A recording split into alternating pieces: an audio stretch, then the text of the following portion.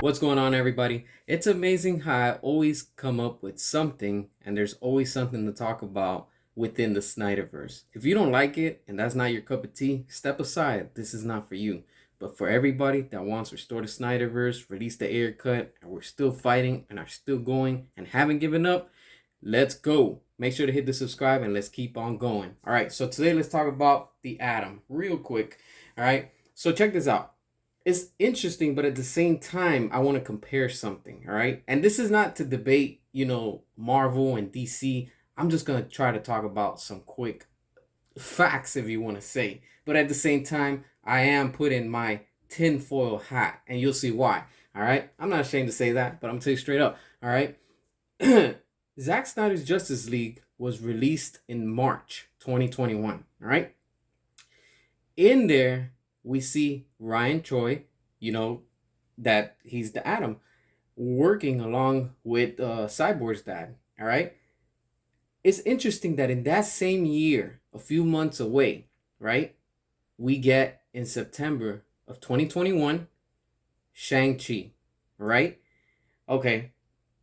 If WB would have continued with the Snyderverse, they would have been the first ones and would have gotten ahead of Marvel before doing Shang-Chi and doing the first Asian superhero, right? Now, I don't want to talk about agendas or none of that stuff, but what I do want to talk about is that sometimes WB puts the idea out there and Marvel just comes, snatches it up, and of course, because they don't waste time, they move forward with it, right? And then everybody's like, oh, everybody's praising them and everybody's like giving them credit because they're the ones that came up with the idea, right?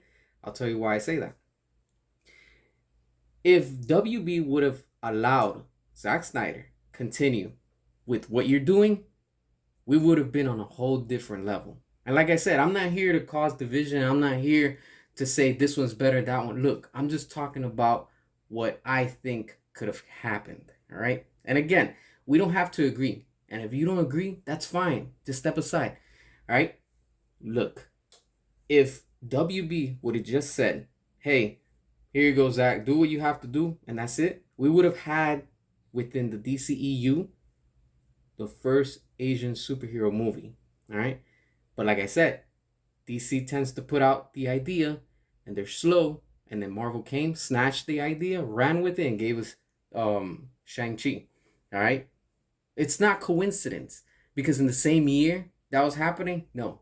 And it's not coincidence the same thing that Avengers is pretty much a copy and paste of a stolen idea from Zack Snyder. Because let's not forget, during Justice League, right? Because Justice League was the whole disaster of everything. While Zack was going through his things, in personal life and stuff like that, of course, WB said, hey, let's bring in the one that created the Avengers and let's bring him on board into our team.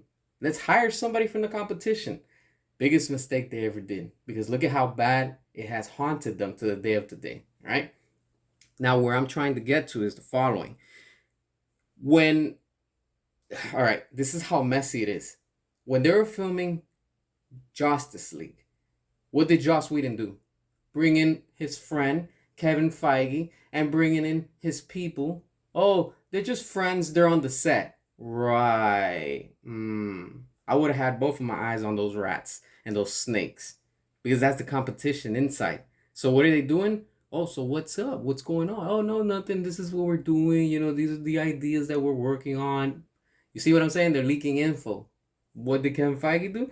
Oh, his light bulb clicked. What did he do? He snatched the ideas, copy, paste, and that's what we got in Endgame. But then we get Zack Snyder's Justice League, right? Why does it look the same? Because remember, in Justice League, Batman was supposed to die. He was supposed to sacrifice himself. And what happened in the Avengers? Iron Man sacrificed himself. Coincidence? No. Don't come here and say that was a coincidence, because it wasn't. He stole the idea, ran with it. Same thing right here again with Shang-Chi. Like I said, Feige must have found out, hey, look, these are the plans that are going to happen. They're going to do the first Asian superhero movie, blah, blah, blah. And then what did he do? Oh, let's run with it and let's do it first. Boom. And they got it, right? That's why I say WB moves sometimes 2 steps forward and 3 or 4 back. All right. Now we're at the point where Kevin Feige has ran out of ideas. All of a sudden, oh, he's ran out of ideas for the MCU, right?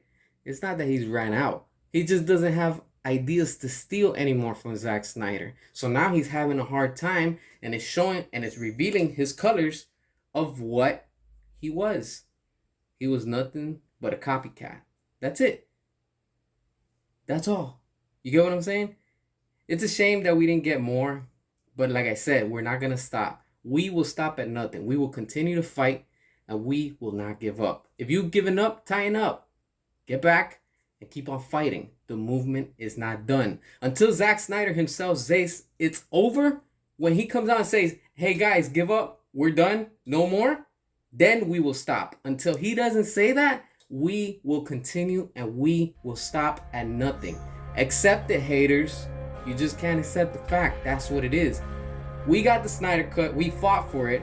And we too will get the Ayer Cut within time. And we too, within time, will get the Snyderverse to be restored. Make sure to hit the subscribe, drop your comments, all that good stuff. And until next time.